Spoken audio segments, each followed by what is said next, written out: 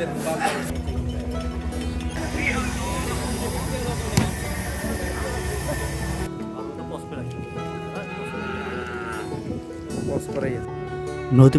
বাংলাদেশের চরাঞ্চলগুলোর জীবন মানেই নদীর জলে ভেসে চলার গল্প। আর সেই গল্পের এক বড় কেন্দ্রবিন্দু হচ্ছে যাত্রাপুর হাট, যেখানে চারপাশে বড় বড় অজস্র চর থেকে প্রতিদিন ভোর হতেই ভিড় জমাতে শুরু করেন হাজারো মানুষ। এই হাট শনিবার ও মঙ্গলবার আলাদা একটা রূপ ধারণ করে, যেটা আসলে এই যাত্রাপুর হাটকে আরও আকর্ষণীয় এবং ভিড় গম্ভীর করে ফেলে। ব্রহ্মপুত্র নদীর কোল ঘেঁষে বসা এই ঐতিহ্যবাহী হাটে আসার মূল মাধ্যমে হলো নৌকা।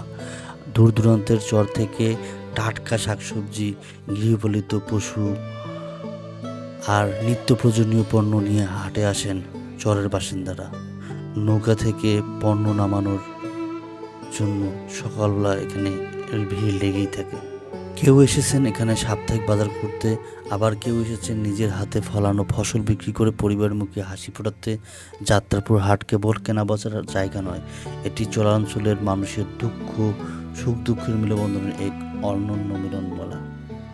হাট শেষে সন্ধ্যার মুখে আবার নদীর বুকে ভেসে পড়া কিনে আনা জিনিসপত্রগুলো আপন চরের উদ্দেশ্য ফিরে চলে যায়। ঢেউয়ের সাথে তালে তালে ফিরে যাওয়া এই মানুষগুলো জীবন নদীর মতোই চিরপ্রবহমান। নদী ও জীবনের এমন বদলে যেন আলাদা একটা রূপ ধারণ করে এই যাত্রাপুরের হাট। আর যাত্রাপুর হাটের আমরা চলে এসেছিলাম সকাল সকাল। এখানে একটু ভিড় ও সময় কম থাকার কারণে আপনারা ভিডিওতে যেটা দেখতে পারতেছেন যে মানুষজন অলরেডি হাটে আসতে শুরু করেছেন। তারা তাদের যে নিজস্ব ফসল ফলাদি এবং নিজস্ব যে বাসায় যতগুলো গৃহপালিত পশু তারা হাটে অলরেডি নিয়ে আসা শুরু করছেন। পাশে দেখতে পারতেছেন যে এখানে বিশাল পরিমাণ একটা কাঠ মিল রয়েছে, যেখানে কাঠ কাটানো হচ্ছে। আর এখানে নদীর ধারে নৌকা হওয়ার কারণে এখানে খুব কম টাকায় সাশ্রয়ী মূল্যে তারা আসলে এই নৌকায় যাতায়াত করতে পারে। আর নৌকার ঘাটটা ছিল অনেক, মনে হচ্ছে যে একটা প্রাকৃতিক আলাদা একটা পরিবেশ এবং ভাইব চলে আসছিল, যেটা আসলে মন থেকে একটা ভালোবাসার একটা স্থান করে নিয়েছে। এই ঘাটটি আসলে অপূর্ব সুন্দর, যেখানে এই হাটের সঙ্গে অ্যালাইন করে দেওয়ার কারণে, হাটের সঙ্গে যুক্ত হওয়ার কারণে এই ঘাটটি আরও পরিপূর্ণতা পেয়েছে।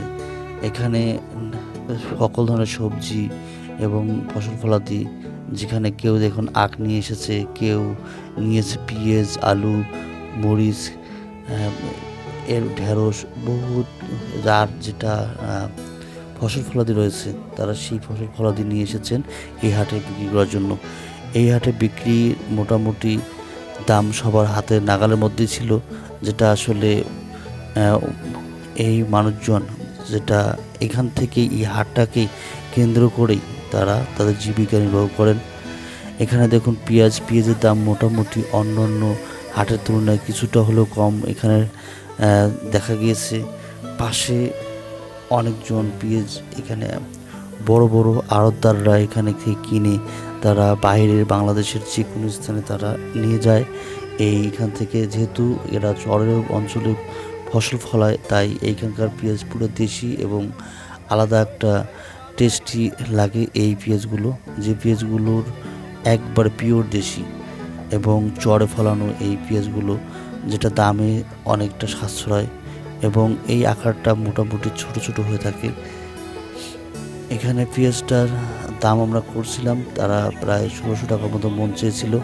একটু দাম দামি করলে আরও অনেক কমায় রাখতে পারতেন। আসলে এই পেঁয়াজগুলো তারা অনেক যত্ন সহকারে নিজের হাতে বুনিয়ে রাখেন।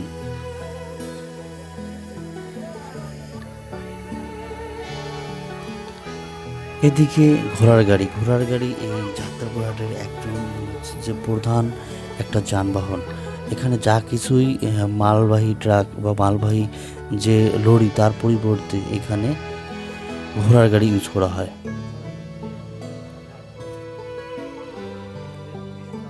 আমরা এই হাটের আরও ভেতরে ঢুকে যাওয়ার জন্য আস্তে আস্তে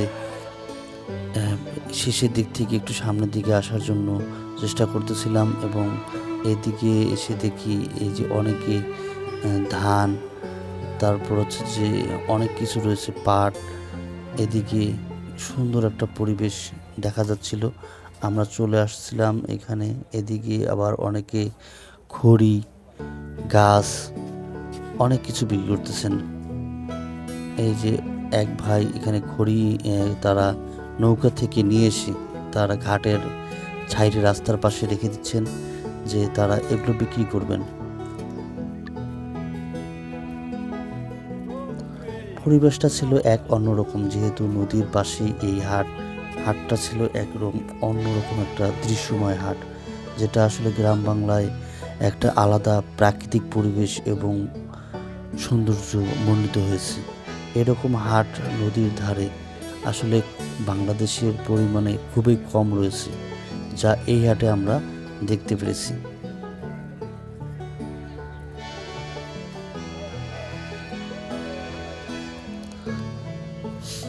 সকাল সকাল সকাল সকাল এদিকে পাট বিক্রি হচ্ছে, আর পাটগুলো তারা জাগানোর জন্য পাট কেটে দীর্ঘদিন ধরে পানিতে জাগিয়ে রাখার পরে প্রায় 20, 21, 30, 40 দিন পর তারা এই পাটটাকে তারা ছালিয়ে নিয়ে তারা পাট সংগ্রহ করে এবং এর পাশে যে খড়িটা রয়েছে তা আলাদা করে ফেলেন।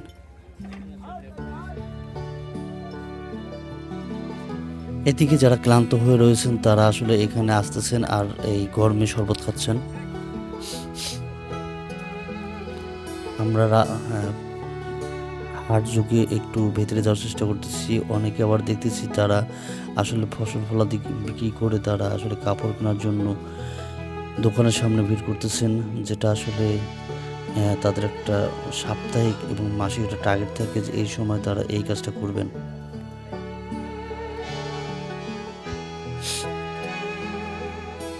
আমরা আর একটু ভেতরে আস্তে আস্তে যাচ্ছিলাম।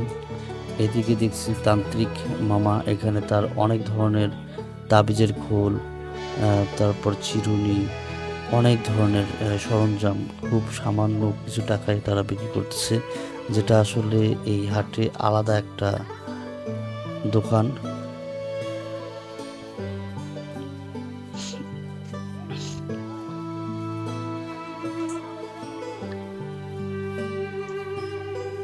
আর এক মামা এখানে তার দোকানের জন্য এখানে এক বড় ভাই বড় বড় পান বিক্রি করতেছিলেন, যেখানে আছে নারিকেল, আপেল এবং চেরি ফল এবং বহু ধরনের ফল দিয়ে তারা এই বিক্রি করতেছেন এই পানটা মাত্র 10 টাকায়।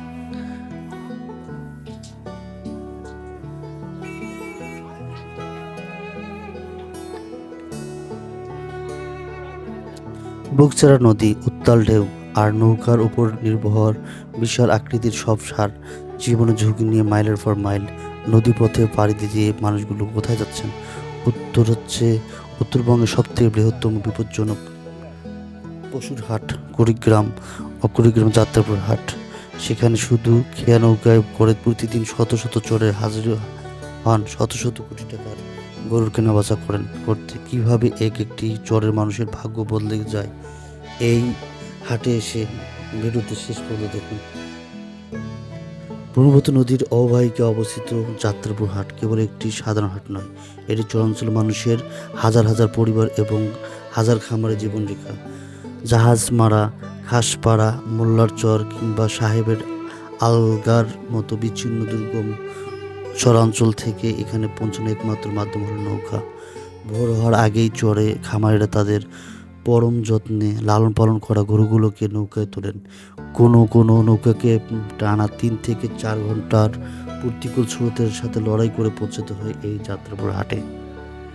ঘাট থেকে শুরু, গরু নামানোর সব থেকে ঝুঁকিপূর্ণ কাজ। সামান্য ভুল হলেই প্রকাণ্ড কোনো সার লাফিয়ে পড়তে পারে নদীতে। তবু বহু মানুষের বছরের অভিজ্ঞতা এই চরের মানুষের কাছে এজন্য ডাল ভাত হয়ে গেছে। গরু নামিয়েই সোজা হাটে নিয়ে যাওয়া যায়। যাত্রাপুর গরুর হাটের মূল আকর্ষণ হলো চরের সম্পূর্ণ প্রাকৃতিক উপায়ে খড় ও ঘাস খাইয়ে মোটাতাজাকরণ করা দেশি গরু, যেটা আসলে কুরবানি এবং সাধারণ কোনো সময়ের জন্য এই হাটে গরুর চাহিদা পুরো দেশ জুড়ে একটা চাহিদা পূরণ করে থাকে। এ যেন শুধু কেনাবেচা নয়, এক মনস্তান্ত্রিক খেলা। দেশের বিভিন্ন প্রান্ত থেকে আসা অব্দি ভিডিওটি দেখলে আমার চ্যানেলকে লাইক, কমেন্ট এবং সাবস্ক্রাইব করে পাশে থাকবেন এবং নেক্সট ভিডিও দেখার জন্য বেল আইকনটা বাজিয়ে রাখবেন। Thanks for watching.